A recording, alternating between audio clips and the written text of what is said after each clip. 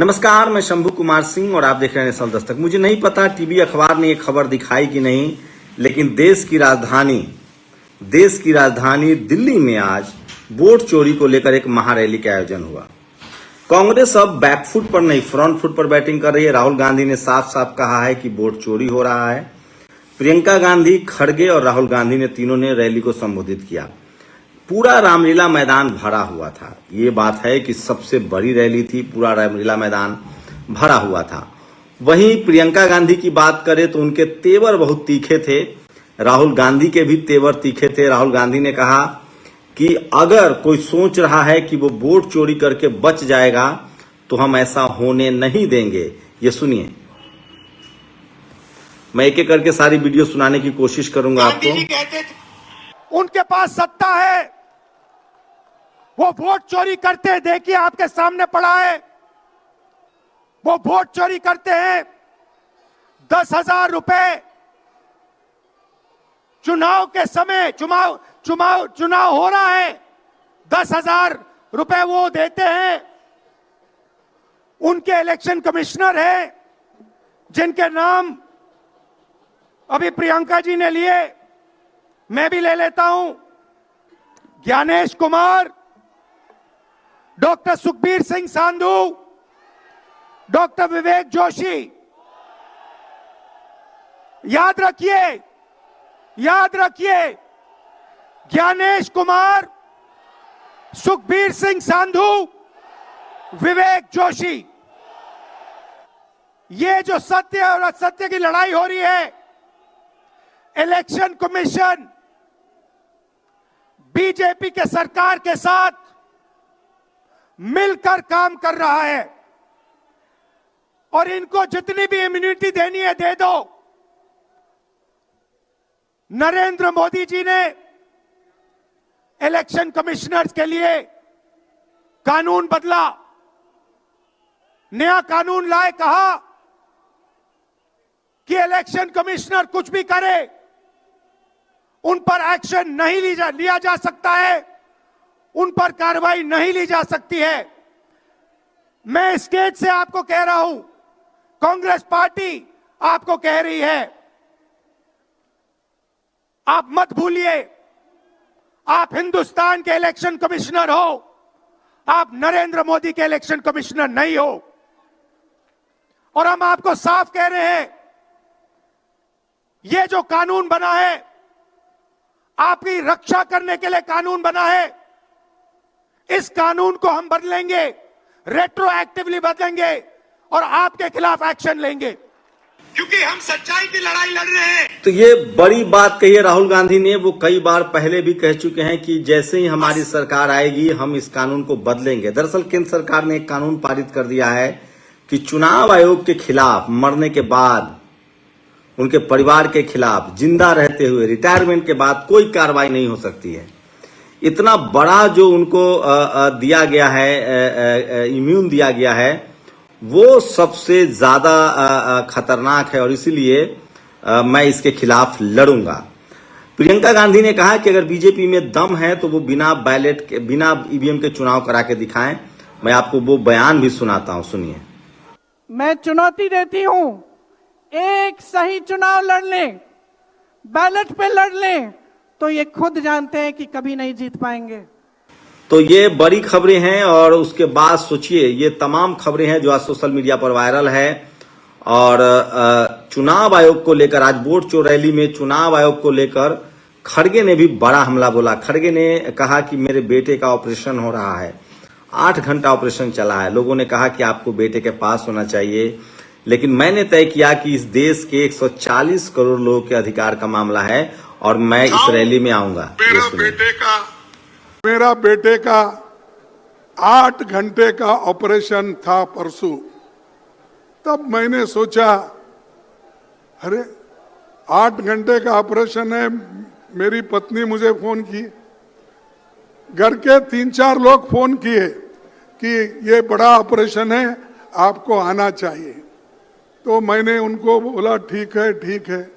फिर आखिरी में सोचा, अरे इस देश के लिए बॉर्डर पे जाके ये जवान मरता है, अपने मातृभूमि के लिए और देश के हित में इंदिरा गांधी जी कुर्बान दी, राजीव गांधी जी कुर्बान दिए और सोनिया गांधी जी सब कुछ त्याग की। और मैं अपने बेटे के लिए जाऊं और ये पार्लियामेंट छोड़ के और यहाँ पर जो वोट चोरी का इतना बड़ा जो जुलूस है या बहुत बड़ी लड़ाई है, इस लड़ाई के छोड़ को मैं नहीं जाऊंगा। जैसा कि सरहद पे जवान लड़ता है, जैसा कि हमारे सोनिया गांधी जी लड़े हैं, जैसा कि हमारे राहुल गांधी पैदल चल रहे हैं। अरे मेरा एक बेटा को अगर कुछ भी हुआ ठीक है, लेकिन देश के 140 करोड़ लोगों को बचाना है, इसलिए मैं रहूंगा। इसीलिए मैं यहाँ पर आज हाजिर हूं और लड़ाई में हमेशा पीछे नहीं हटना। अगर आप पीछे हटेंगे तो मर गए, डरो मत। इसीलिए मैं यहाँ पर। तो खड़गे साहब ने भी इमोशनल बातें कही हैं और वोट चोरी को लेकर ये बड़ा आंदोलन था। 5 लाख से ज्यादा संख्या में लोग जो हैं वो आए थे और कांग्रेस का कहना है, राहुल गांधी का कहना है कि अमित शाह तभी तक बहादुर हैं जब तक इनके हाथ में सत्ता है। जिस दिन सत्ता गई उस दिन इनकी बहादुरी भी निकल जाएगी। तो राहुल गांधी अब लकीर खींच रहे हैं। राहुल गांधी पर FIR हो रहा है। राहुल गांधी बिल्कुल समझौते के मूड में नहीं है और वो लगातार हमलावर हैं और सरकार पर बड़ा हमला बोल रहे हैं। राहुल गांधी अब नपातुला स्टेटमेंट नहीं दे रहे हैं, वो खुलकर कांग्रेस पर, बीजेपी पर हमला कर रहे हैं। वो दिखना चाहते हैं कि इस देश में बीजेपी से अगर कोई लड़ रहा है तो वो राहुल गांधी हैं। तो ये सबसे बड़ी खबर है। और आज रामलीला मैदान में जो बड़ी रैली हुई है, ये अपने आप में एक बड़ी रैली है, विशाल रैली है। लोकसभा चुनाव में झटके के बाद मोदी जी ने इसका 3 इलाज खोजा है। सोचिए, 200-400 का नारा था बीजेपी का, यूपी में उनको बड़ा झटका लगा। दलित पिछड़ों ने एक साथ उनको धोखा दिया, झटका दिया, माफ कीजिएगा, झटका दिया, वोट नहीं दिया। तो योगेंद्र यादव कहते हैं कि पहला, जहां वोट नहीं मिलता है वहां डिलिमिटेशन करके सीटों को कम करेंगे। दूसरा, 1 नेशन 1 इलेक्शन, ताकि एक बार में ही सब मैनेज किया जा सके। तीसरा, इससे असहमति रखने वाले लोगों का SIR के जरिए वोट काटा जाएगा। ये मैं नहीं कह रहा हूं, ये बात जो है कह रहे हैं, ये कह रहे हैं योगेंद्र यादव। वहीं अखिलेश यादव ने कहा है कि बीजेपी जहां हार जाती है वहां वोट कटवा देती है। यूपी में 3 करोड़ वोट कटने जा रहा है। तो चुनाव आयोग को लेकर जो पूरा मामला है वो गंभीर होता जा रहा है और चुनाव आयोग को लेकर एक बड़ी रैली हुई है और आज सोशल मीडिया पर सबसे ज्यादा ये खबर वायरल है। किस तरह से, सोचिए कि बड़ी रैली हुई है और वोट चोर गद्दी छोड़ के नारे। सबसे खास बात है कि इस रैली में सिर्फ दिल्ली के लोग नहीं थे, राजस्थान, मध्य प्रदेश, छत्तीसगढ़, मध्य प्रदेश, बिहार, हिमाचल, मैंने वीडियो रिपोर्ट्स की है, मैंने लोगों से राज्य पूछे हैं, गुजरात, उसके बाद आपको बता दें केरला, तमिलनाडु से भी लोग आए हुए थे। तो ये बड़ी रैली थी। कांग्रेस ने बड़ा ताकत दिखाया है, बड़ा अपना मसल्स पावर दिखाया है, अपना जनाधार दिखाया है। और एक बात है कि राहुल गांधी, प्रियंका गांधी जो हैं वो बिल्कुल तय कर चुके हैं कि उनको आर या पार की लड़ाई लड़नी है। देखने वाली बात होगी कि छोटे छोटे लोगों को जेल में डालने वाली, हम जैसे पत्रकारों पर जांच करने वाली बीजेपी, उमर खालिद, खालिद सैफी, मिरान हैदर, महिलाओं को जेल में डालने वाली बीजेपी, नेहा सिंह राठौर पर FIR करवाने वाले बीजेपी के समर्थक, जब खुलेआम राहुल गांधी अमित शाह को, मोदी को वोट चोर कह रहे हैं, खुलेआम जब वो चुनाव आयोग को वोट चोर कह रहे हैं और कह रहे हैं कि हम कार्रवाई करेंगे, क्या इन पर ये लोग FIR कराएंगे? तो मुझे लगता है कि बीजेपी को राहुल गांधी, प्रियंका गांधी और खड़गे से लड़के दिखाना चाहिए। वैसे भी 99.99 पत्रकार, जुडिशियरी, मीडिया, ब्यूरोक्रेसी सब उनकी गिरफ्त में है। 1-2 लोग जो लोकतंत्र के पक्ष में बोलते हैं। तो सवाल है कि जो ये सारे सवाल राहुल गांधी उठा रहे हैं, उनको आप क्यों जेल में नहीं डाल रहे हैं? उनसे क्यों सवाल नहीं पूछ रहे? उन पर क्यों FIR नहीं हो रहा है?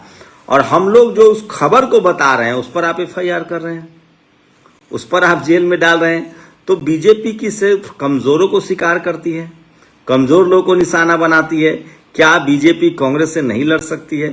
सोनिया गांधी, प्रियंका गांधी को डालिए बीजेपी जेल में।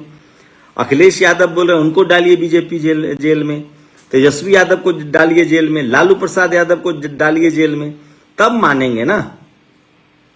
तो ये बीजेपी के सरकार में सिर्फ छोटे छोटे लोगों को, जो पत्रकार हैं, जो एक्टिविस्ट हैं, जो इन्फ्लुएंसर्स हैं, जो कई कुछ सवाल पूछ देते हैं जनता के पक्ष में, उनको जेल में डाला। तब तो राहुल गांधी सरेआम कह रहे हैं कि आप वोट चोर हैं, मंचों से कह रहे हैं, चुनाव आयोग पर गंभीर आरोप लगा रहे हैं, चुनाव आयोग को कह रहे हैं कि हमारी सरकार आएगी तो हम कानून बदलेंगे, तुरंत कानून बदलेंगे और आप पर कार्रवाई करेंगे।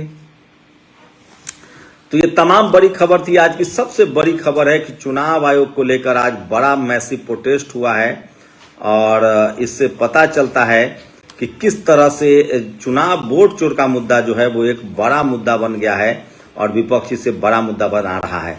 सोचिए कि बिहार में वोट कटे हैं 68 लाख करीब। ये कह रहे थे रोहिंगा है, पाकिस्तानी है, बांग्लादेशी है, एक भी नहीं मिला। सवाल है कि जो दलित, पिछड़ा, किसान, आदिवासी, अल्पसंख्यक सबसे ज्यादा वोट किनका कट रहा है? जो अपने घरों से बाहर दूसरे राज्यों में नौकरी करते हैं, जहां उनका घर नहीं है, उनका वोटर लिस्ट में नाम, भारत के नागरिक का कहीं तो एक जगह वोटर लिस्ट में नाम रहेगा। तो क्या हर आदमी को अपने ही घर में रहना पड़ेगा? क्या वो काम करने के लिए बाहर नहीं जा सकता? ऐसे लोगों का नाम कट रहा है। जो मर गए उनका नाम काट दीजिए। तो इस देश में सबसे ज्यादा दलित, पिछड़े, किसान, आदिवासी, अल्पसंख्यक जो हैं वो विस्थापन के शिकार हैं। वो अमेरिका, लंदन, सऊदी अरबिया सब जगह जाके कमाते हैं, लेकिन वो घर नहीं खरीद पाते हैं। अमूमन जनरल कैटेगरी के लोग भी बाहर रहते हैं, लेकिन वो बड़े पदों पर हैं, वो सरकारी नौकरियों में हैं, वो ज्यादा पढ़े लिखे हैं, उनके पास ज्यादा अपॉर्चुनिटी है, ज्यादा पैसा है। तो वो लोग जिस शहर में जाते हैं वहां घर बना लेते हैं, वहां अपना राशन कार्ड बनाते हैं, आधार कार्ड बनाते हैं, गैस सिलेंडर लेते हैं, अपना घर लेते हैं, तो वो वहां के वोटर लिस्ट में नाम दर्ज करवा लेते हैं। आपने ऐसे लोगों को देखा 3-3, 4 जगह वोट डाल रहे थे। अब जो गरीब हैं, दलित हैं, पिछड़ा है, वो सिर्फ दिल्ली, बॉम्बे, कोलकाता, चेन्नई, अहमदाबाद कमाने जाते हैं। उनका इरादा वहां घर बनाना नहीं है, वो कमाने जाते हैं कि हम गांव में घर बना सकें, हम अपने बच्चों को पढ़ा सके, अपना परिवार का पेट पाल सके। तो वो अहमदाबाद, दिल्ली, मुंबई में बसते नहीं हैं, उनकी जरे गांव से जुड़ी रहती है। अब ऐसे लोग का नाम वोटर लिस्ट से कटा। अब उनका न शहर में कोई ठिकाना है, न वो शहर में वोट डाल सकते हैं, न गांव में वोट डाल सकते हैं। ऐसे लोग का नाम कट रहा है और इसमें सबसे ज्यादा दलित, पिछड़ा, किसान, आदिवासी, अल्पसंख्यक समाज के लोग हैं। तो ये वो तमाम बातें हैं जिस पर चूंकि आपके पास कोई टीवी नहीं है, अखबार नहीं है, मीडिया नहीं, इस पर कोई बात नहीं होती है। हम लोग बात करते हैं तो उसकी अपनी धमकियां हैं, लेकिन सवाल है कि कौन जिंदा रहने आया है? और क्या आप डर से ईमान की बात नहीं करेंगे? जब लोग ही नहीं बचेंगे, जब इस देश के बहुसंख्यक आबादी लाचार, बेबस रहेगा, तो क्या करिएगा ऐसे जी के? क्या हालत है पॉल्यूशन की? किरण बेदी कह रही कि पॉल्यूशन 900 के पार है, 900 AQI जो है पॉल्यूशन का 900 के पार है। केंद्र सरकार कह रही कि कोई पॉल्यूशन ही नहीं है। दिल्ली की मुख्यमंत्री कह रही कि कोई पॉल्यूशन ही नहीं है, जबकि पुतिन आए थे तो वो खांस रहे थे। दिल्ली में ही नहीं, तमाम बड़े शहरों में तो बेतरतीब तरीके से तो ये पॉल्यूशन है। भ्रष्टाचार चरम पर है, घुसखोरी चरम पर है, बेरोजगारी चरम पर है। बिहार में हम लोगों ने देखा, ड्राइवर की नौकरी निकली थी, बिहार पुलिस ड्राइवर की, लाखों बच्चे एग्जाम देने आए थे।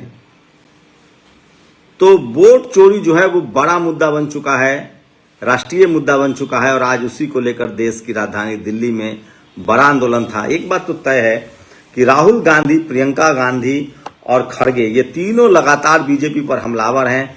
क्या बीजेपी के समर्थक जो पत्रकारों पर, इन्फ्लुएंसर्स पर, छोटे छोटे लोगों पर, दलित, पिछड़े, किसान, आदिवासी, अल्पसंख्यकों पर FIR दर्ज करा देते हैं, क्या इन पर कराएंगे? आज कैमरे पर हजारों लोगों ने कहा कि ये वोट चोर सरकार है। क्या इन पर ये केस दर्ज कराएंगे? जेल डालेंगे? मैं कह रहा हूं कि अगर यही जेल बेल का खेल होता तो अन्ना आंदोलन चला था, खुद कांग्रेस की सरकार थी, रामदेव आंदोलन करते थे, ये तमाम लोग निर्भया से लेकर हर छोटी छोटी बात पर देश सड़कों पर निकलता था, तमाम पत्रकार सरकार को कटघरे में खड़ा करते थे। आज अलग बात है कि कोयला घोटाला, 2G घोटाला सही साबित नहीं हुआ। यह आज अलग बात है कि मनमोहन सिंह सबसे पढ़े लिखे प्रधानमंत्री साबित हुए। क्या जो उन्होंने जेल में डाला, क्या FIR किया? लोकतंत्र में सवाल पूछने का तो अधिकार संविधान देता है। जब सवालों से घबराकर जेल में डाला जाने लगे तो समझिए लोकतंत्र नहीं, ये राजतंत्र आ गया है, ये डिक्टेटरशिप है। तानाशाही आ गया है। तो अगर अब बीजेपी के समर्थकों में या सरकार में इतनी ताकत है तो राहुल गांधी को जेल में डालिए, ये बड़ा सवाल है। और सोचिए, इस देश के जातिवादी मनुवादी इनको हमेशा से सत्ता के गुलामी की आदत है। इस देश में जब बुद्धिस्टों का राज था बुद्ध के समय, आप देखिए, तब ये वहां उनकी चाकरी करते थे। बृहद्रथ ने अपनी बेटी की शादी की थी, मतलब मौर्य शासकों से। इनके खून में है, सत्ता के साथ चिपकते हैं ये कभी सही के लिए बोल नहीं सकते। ये जातिवाद और मनुवाद से जो पीड़ित लोग होते हैं, उनके खून में बेईमानी होती है। जब मौर्यों का शासन था यहाँ, जब शाक्त वंश का शासन था, जब बुद्धमय भारत था, तब ये अपनी बेटी रोटी का ब्याह करते थे। आप देखिए, बृहद्रथ की हत्या पुष्यमित्र शुंग ने की। बृहद्रथ पुष्यमित्र शुंग का दामाद था, शादी करके दामाद को मारा। मुगल के दरबार में उस दिन कैमरे पर आशुतोष ने कहा तानसेन कौन था, बीरबल कौन था, टोडरमल कौन था। तो मुगलों के यहां भी इन्होंने दरबारी की। अरे ये अंग्रेजों के यहां दरबारी करते थे। ये आपने देखा किस तरह से संजय सिंह पर करिए FIR। संजय सिंह ने कहा, बताया कौन लोग मुखबिर थे, RSS की भूमिका पर सवाल हुआ। उसके बाद इतना ही नहीं, जब कांग्रेस की सरकार थी तो कौन मलाई खा रहा था, और कांग्रेस के कौन लोग हैं जो बीजेपी में चले गए।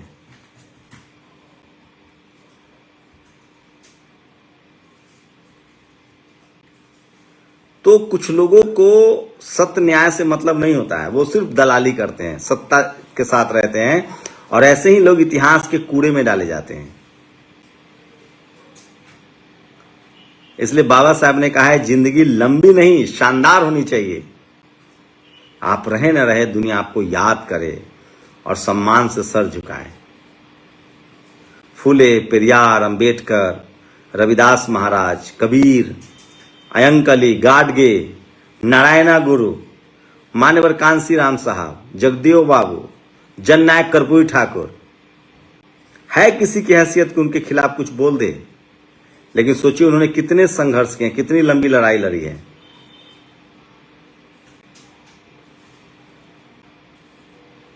तो इसलिए इन जातिवादी मनुवादियों की चिंता मत कीजिए, न्याय के पक्ष में रहिए, मानवता के पक्ष में रहिए, संविधान के पक्ष में रहिए, देश के पक्ष में रहिए और लोकतंत्र के पक्ष में रहिए। अगर बीजेपी में दम है, अमित शाह में दम है, मोदी जी में दम है, तो डाल दे जेल में राहुल गांधी, प्रियंका गांधी को। वो तो सरेआम वोट चोर कह रहे हैं।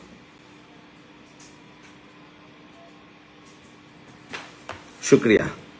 नेशनल दस्तक की आपसे गुजारिश है कि अगर इसको बचाना चाहते हैं तो नेशनल दस्तक को सब्सक्राइब करने के लिए रेड कलर के सब्सक्राइब बटन को दबाएं, फिर बेल आइकन की घंटी दबाएं। नेशनल दस्तक को बचाने के लिए बहुत जरूरी है कि हर खबर को शेयर करें, लाइक करें, कमेंट जरूर करें।